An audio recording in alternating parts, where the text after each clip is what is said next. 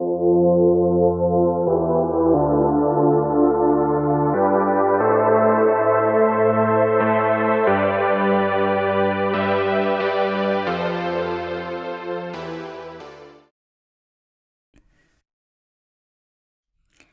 there, it's Stephanie Shea, Chief Astrologer for janspiller.com, and I'm here again with Coach Val D'Ambrosio.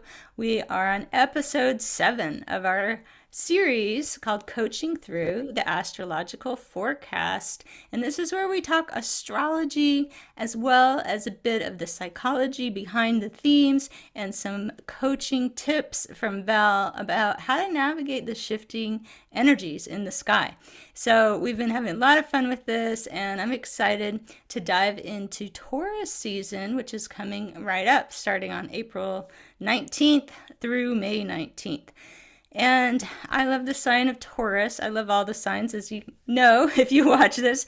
But Taurus is really very special for many reasons. Taurus is known to be super reliable, very determined, and there's a difference between that and stubbornness. And Taurus people probably know the thorough traits of a Taurus energy, Taurus sun, slow and steady, starting slow but finishing strong. That's very important. I see Taurus as having such an even keel, really practical with their feet on the ground, and just down to earth people. And they're, comfort seeking. We all need to remember that we're here to enjoy life, and you can count on Taurus energy to help us remember the simple pleasures of life. I think that Taurus people are often quite smart with their money and good at accumulating and managing their resources. So those are a lot of things to celebrate, and we are coming into some big time Taurus astrology coming up. We have got a new moon solar eclipse on April the 30th, and that's going to be at 10 degrees of Taurus. This is our first eclipse of the year. It's a really powerful time to set intentions for the next 6 months. And it definitely, you can think of those Taurus themes as far as what do you want to build for yourself. You can think of Taurus as very much building something stable for the future, and it could be financial goals. It could just be feeling more stability within yourself, more confidence. And then the second eclipse in this eclipse pair is a lunar eclipse in the sign of Scorpio. That, of course, is the sign opposite Taurus. This lunar eclipse is on May the 16th. And so Val and I were chatting earlier about, okay, how does this work with this opposites between the full moon lunar eclipse and that new moon in Taurus? Or when we have the full moon lunar eclipse, the sun is in Taurus. And it really highlights a lot of Scorpio themes. So this is accenting themes around relationships, particularly having healthy boundaries, intimacy issues, and definitely wants people to take a look at what has been going on beneath the surface. So you can imagine if that's what the full moon is kind of saying, and the sun is in Taurus, and you think of Taurus, maybe comfort seeking. Ooh, maybe we don't want to rock the boat. You could see how there's a tension that emerges. And so knowing we're coming into this eclipse season, it can be very useful, not just for someone born under the sign of Taurus, but for everybody to think of this polarity between Taurus and Scorpio, and where are the places they are afraid to look because they might not want to rock the boat. And so we'll dive into that a little bit, Val. And the other thing to mention coming up with Taurus astrology is we've got a Mercury retrograde cycle that begins May 10th. It goes all the way to June 3rd, and on May the 24th, it retrogrades itself out of Gemini all the way back into Taurus. So that second part of the Mercury retrograde cycle, Mercury retro and Taurus, I think of going back and having to review something from the past with a more slow, thoughtful approach. So this could be actually good news, like a good kind of do-over for somebody that maybe rushed into something during Aries season, and they kind of get more time to slow down and sit with their body and feel, Is something off? Do I need to adjust something? This is a great use of that Mercury retrograde when it goes through Taurus. So now we always mention some of these out of balance traits. All the signs have them. And you can feel it not just with your sun in Taurus, but for example, I have Mercury in Taurus. It's a Mercury retrograde in Taurus. So I feel some of this. When I was coming up with these things to highlight, some of this is definitely what I felt. And this first one I thought of was being stubborn. When determination gets out of hand, right? Determination's awesome. But when to maybe walk away from something or switch your tactic, maybe learning when to be open to other people's input and not always having to do things the hard way. So maybe we'll dive in with that, Val, and see. This sounds like you might have worked with a lot of people who are working through things like this. Yeah, I mean, what came to mind just now, actually, that piece of knowing when to let go or knowing when to walk away. And actually, I'm very grateful. I was in a 7-year relationship with a Taurus, and he's extraordinary. And there's so much, like, I just, that reliable, loyal, trustworthy, just and also took his time to me, and I always felt really safe with him, in the sense of, like, he was like my safe place to land, to be, in a physical way.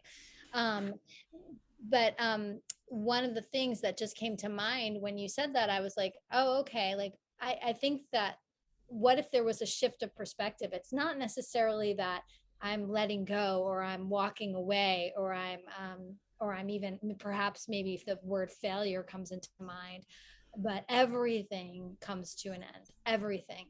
And so that shift of perspective, in the sense of, okay, like, maybe this has seen it's maybe it's come to its end, and it's time to, and there's a greater acceptance around it, and everything has its season, type of thing. And looking at it, and I love that you mentioned the body, because I know that's so much of the Taurus. And it's really, really, like, when we allow ourselves to get honest, and one of the things is that they do have the capacity to go slower, to take their time. So taking time to go inward, and, okay, it's like, what does my body say about this? And it's like, oh, okay, even though a part of me is like, yes, I need to do it, but then there's this other part, like, if this really, like, if I get honest about maybe that, how challenging it is, or that it's just not clicking anymore, it's just, there's a lot of roadblocks, or maybe the timing's off, it's just like, feel into your body, and let your body's wisdom support you in that. And also shifting the perspective around it being a failure, or that you're walking away, or you're giving up. um, so, because it's sometimes in that letting go that something beautiful can come in.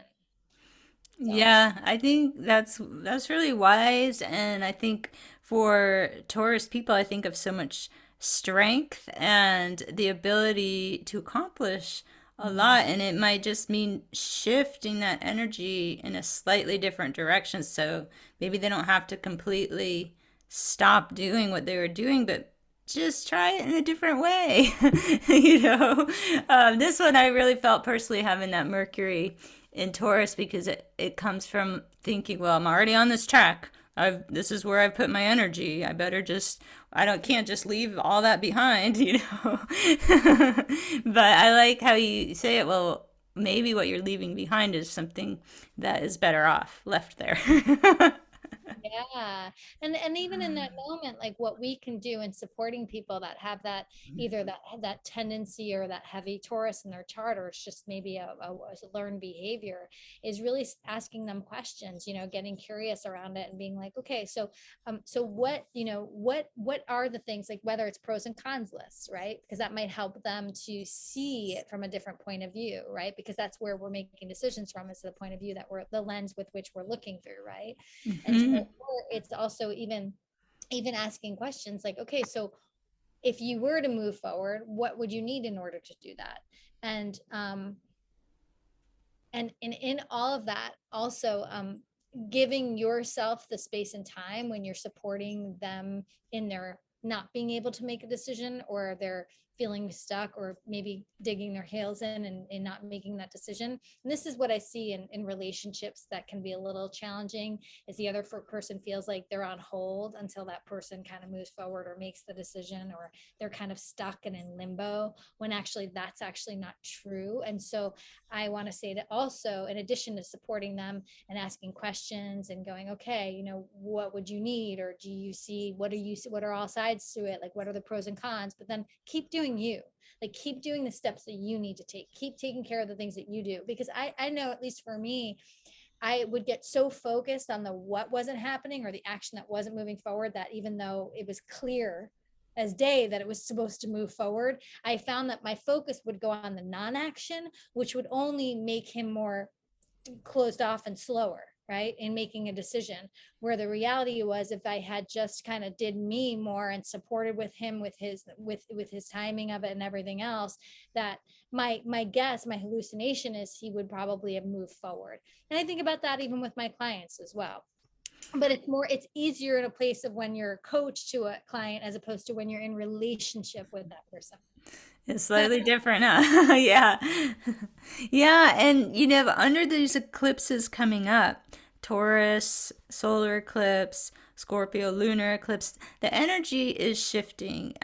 This is why I think we observe during eclipse season, people may be acting a bit out of sorts or unsettled, because even if you're not a Taurus or don't have it strongly in your chart, we're all under the influence of this energy right now. And there's a part of us being activated that is sort of saying, ooh, things might be changing. I don't know if I'm ready for this. And so that can make it difficult to take a risk. And perhaps for people who are maybe in a stagnant situation that know that they need to do something different, they can trigger fear of the unknown. And so that's kind of the second piece of what we were talking about with the label of stubborn. You know, it's really the deeper layer of that is, okay, there's maybe some underlying fears. And I think because Taurus is ruled by the planet Venus, that has so much to do with self-worth, there can be that wrapped up in there. You know, maybe not thinking they have what it takes. And so as we're going through this eclipse season, Val, I would love to hear some of your tips for people to navigate these feelings they may be having. Well, gosh, that's like, I just keep thinking about, again, this time of year, and we're coming, it's more and more it's spring now, and the weather is warmer and all these things. There's a clear invitation to be out in nature, and this is it, obviously, in the United States, in this area of the world, but still, it's a time to be out in nature and to experience and really, really get in touch with our bodies. And I feel like that it's easy to get really dissociated from our bodies in a time like winter, when it's cold, when we're more inside, when usually we're inundated with things that are a little bit more technological or anything else, and we can be more in our head. And so so a few things come to mind. One is, in, again, discovering the answers, giving ourselves a permission to go inside and really feel our bodies into it. And listen, that was a learned behavior for me. I didn't know what sensation was in my body, right? I could tell you what I thought about it, but not to feel it. And so so really, like, discovering that time, to softening, to slowing down to the earth, to giving time to really be more still and more in nature, and feel your feet on the earth, and feel yourself connected with things around you. Feel the food, like, enjoy the food that you're taking in, enjoy the cup of coffee. And when we start to slow ourselves down, we can start to become more aware of the signals of our bodies maybe guiding us in a certain direction that we wouldn't be if we're moving really fast, or we're really full with overthinking or overdoing. And so I think that's for sure a part of it, is coming back into our bodies. And then the piece around what you said, a procrastination, what comes to mind for me, Stephanie, is I think that we can so easily label ourselves, and I see this a lot with my clients. They label themselves, well, I'm just a procrastinator. When we put ourselves into a box as this is who I am, and we identify ourselves, it's almost like we're locked. It's sealed. It's a sealed deal. We just, that's how we see each other. That's how, expect us to be like this.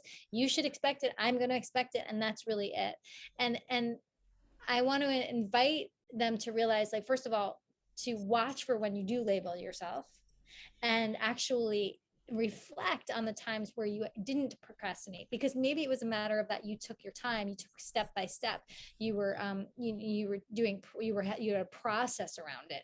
And you may discover that actually we weren't procrastinating, that you were moving in a direction, and that can free you up, or us up, from that thought, or that black cloud that, oh, we're just procrastinators. Yeah, I really think a lot of this being helpful for young people because that's often what can happen as kids. I think they get told maybe by some authority figure in their life, oh, maybe you're being lazy. Why don't you stop procrastinating?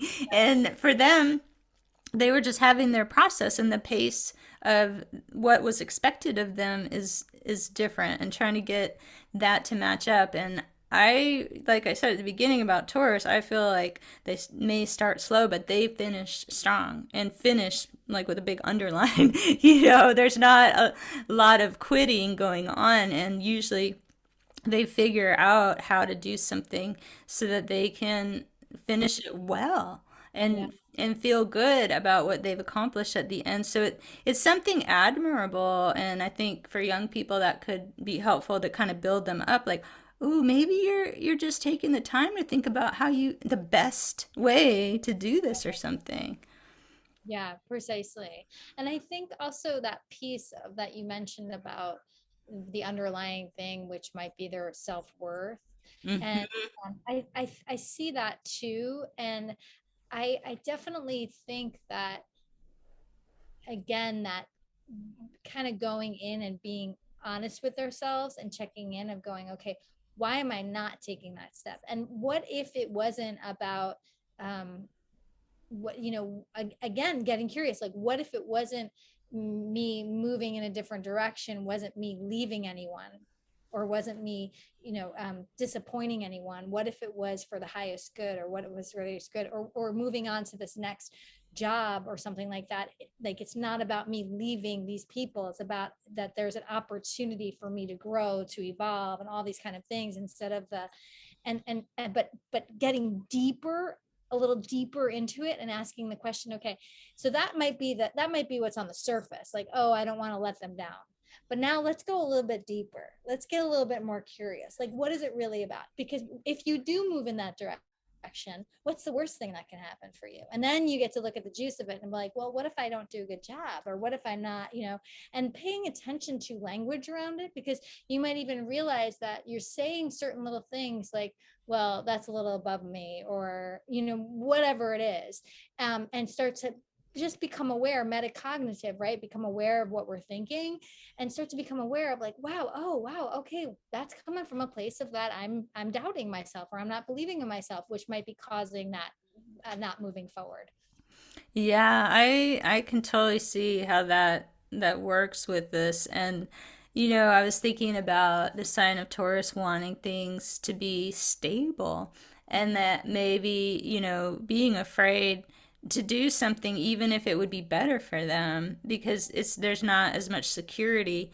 But then Yeah. that's really telling themselves, well, I deserve less then because, I should just be lucky to be so secure.